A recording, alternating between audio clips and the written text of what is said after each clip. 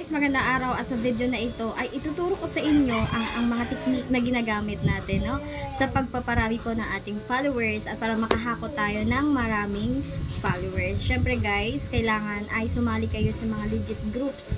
Yes, legit groups po na kung saan ay nagbibigay ng maraming followers.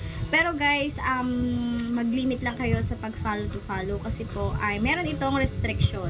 So, ibig sabihin, hindi po sa gusto nyo mag-follow ng 100 followers is mapo-follow nyo lahat to. So, bibigyan kayo ng restriction dito ni Meta. Kaya, mag-ingat kayo sa pag-F to F, guys, no?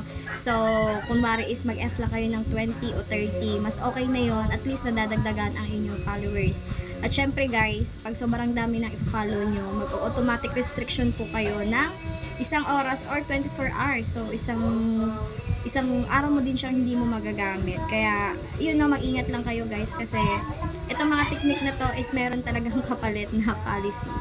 Kaya kung nagsisimula ka pa lamang sa paggawa ng content or sa paggawa ng page, huwag mong kalimutan ang technique na to guys dahil dito ako nag-start, sumali ako sa mga groups hanggang sa lumago tayo guys at patuloy pa rin sa paglago. Kaya yun lang at syempre wag mo laging kalimutan na bumalik sa mga taong nag-follow sa'yo.